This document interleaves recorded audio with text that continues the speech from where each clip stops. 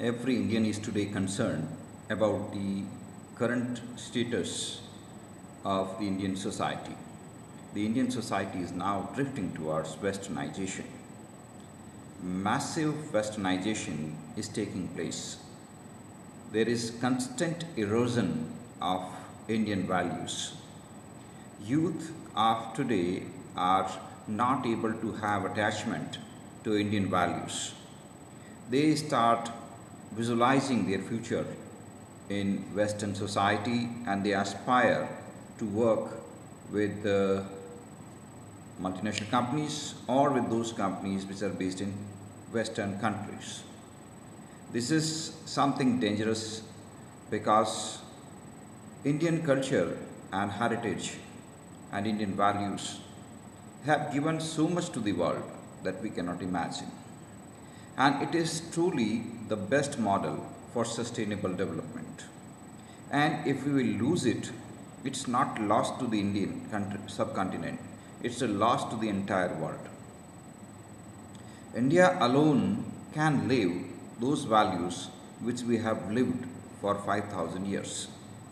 Now, these values, the culture, the rituals, the practices, we are losing them. And we are ourselves responsible for this loss.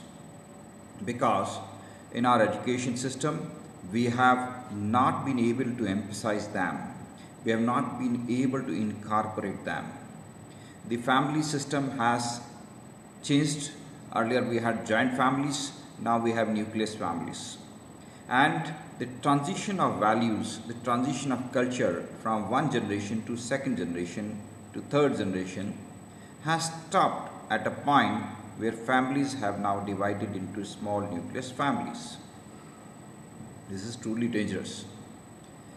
Indian culture and values is a heritage for the entire world because it is based on the fundamental ideas of Vasudhaiva Kutumbakam, that is, the entire world is ours. Indian culture and values have given so much of emphasis on non-violence, coherence, tolerance, that we cannot explain these things. It is something that if you live in, you can understand. In metro cities, the Indian culture and values have already completely eroded. But Indian culture and values still survive in rural areas, rural pockets. But what we are doing? In our education system, we have not included any substantial inputs so that the students are connected to rural India. What we are educating them is relevant to large companies, multinational companies, not to rural India. A student who is doing, let's say, BCom program is reading from the day one how to issue debentures, what would be journal entry of debenture redemption reserve fund, bank reconciliation statement. Probably he will never use these things in his life. Never. He is never going to prepare a debenture redemption fund. He is never going to prepare bank reconciliation statement. But that is what we have included in our curriculum. The student is devoting his entire time and energy in learning these things. A rural person who is living in, who wants to become an entrepreneur in rural area will have very limited choices. He can go for entrepreneurship with regards to Indian systems like herbal, growing herbal products, preparing herbal products, rural handicrafts, rural products, dairying, etc. These things can very well be incorporated in our education system without much investments. We can set up colleges, schools, institutions of higher education in rural areas which can be connected to these small cottage industries and they can easily train youth. Now these industries are such where there will never be anything like competition. There never will be anything like oversupply. Dairies, for example. Even if every farmer in India is setting up his dairy, there will be no problem. We are not going to face any problem as such. There is nothing like oversupply. If we will have more milk, it is not going to cause any problem. Similarly, the herbal based products, Indian traditional knowledge based products, we can have thousands of industries, millions of industries. What's the problem? If we are able to have more production, we can supply them across the globe. But our failure is the failure at the level of top management, the top planning. Those people who are sitting at the top, they have been oriented by Western education, and they think the ideal mode of living, ideal mode of development is that which is being followed by the Western countries. Therefore, they think about smart cities, they think about development which is purely based on Western perspective. They are not able to focus on development which is there possible in Indian subcontinent using the grassroots technology. Probably there is again a need that everybody must understand and everybody must read the literature of Mahatma Gandhi. Mahatma Gandhi has given us the path of Gram Swaraj. We must again read it. We must try to use latest technologies in rural development and must change our curriculum, because it is our curriculum that is going to shape our future. What we are going to train our youth today will decide our future. We are today training, developing and transforming our youth for multinational companies. They are being trained for multinational companies. Their vision is to serve the multinational companies. The brightest students are picked up, trained, developed and pushed into IITs or other institutions who generally prepare them for a career in multinational companies. Is it going to serve the Indian subcontinent? What we require is focus on Indian rural entrepreneurship.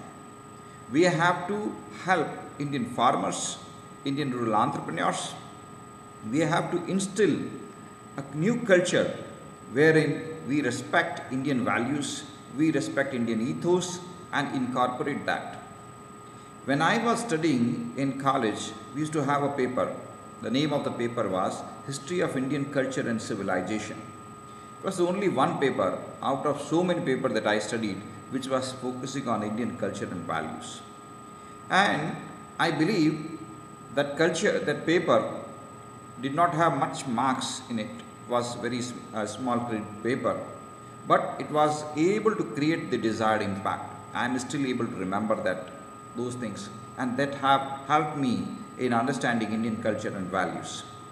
Now, even that has gone. We have, the educated people have massively adopted westernization when it is not required. For example, we are massively adopting all those dress, etiquettes, behavior pattern, language, everything from the Western society.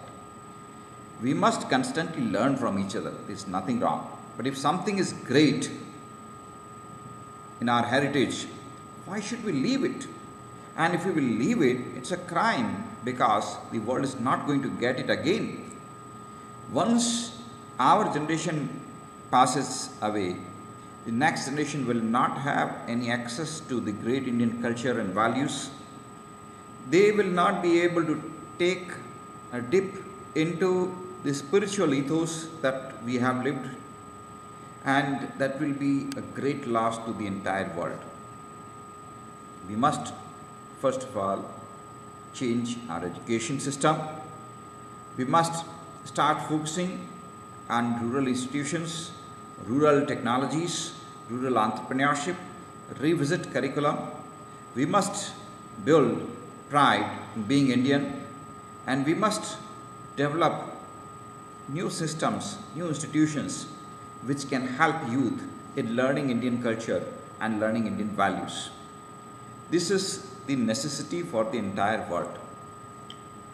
The world can learn a lot from Indian culture and values. Today, the world has realized what a great thing in the form of yoga. They are appreciating yoga. But yoga is just one part of the Indian culture. If you try to learn yoga without Indian culture, it is not going to work. It's just one part of Indian culture. So you have to understand the totality.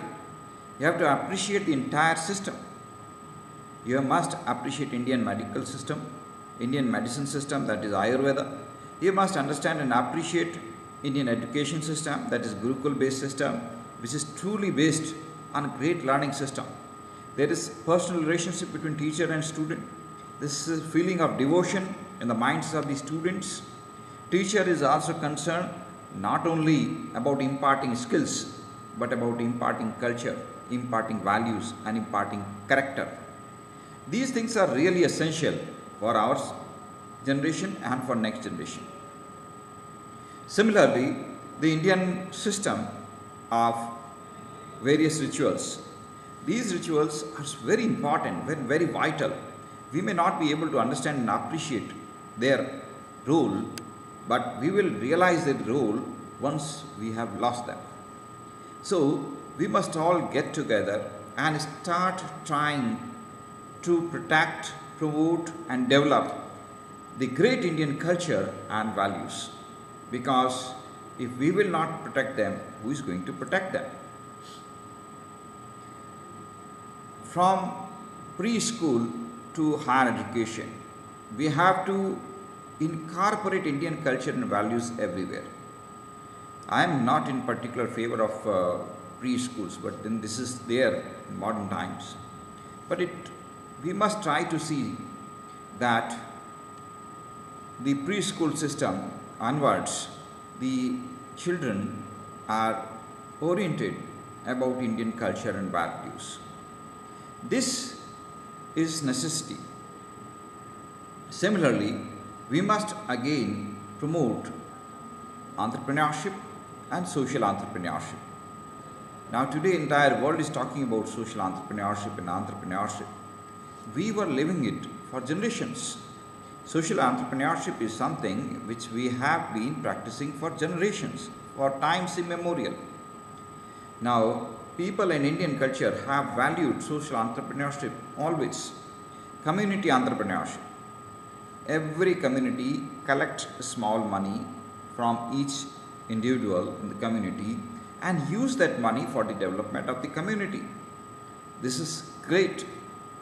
We used to have such wonderful traditions. The mohalla system, in Rajasthan we used to call gawad. The gawad is a type of mohalla. In every gawad or mohalla, or you can say a ward, would decide its code of conduct, would decide how it is going to impose its norms, would decide certain guidelines for discipline, and people will follow it. And these norms, these guidelines were such that they were very carefully planned and very carefully designed so that people were able to live a better life. Now these things are vanishing. Slowly and slowly we will be losing a great heritage, and therefore let's unite together. Let's start promoting Indian culture and values. Yoga, meditation, they should be part of all our curricula, whether at school level or at higher education level. When we are starting a college, school or education institution, the first thing that we should have is yoga, meditation, spiritual orientation, stories of great Indian leaders who have tried to protect, who have tried to promote Indian culture and values, and who have given us ideals of how life should be led. If you start telling those stories to the youth will be able to mold itself. So we must again start working in these directions.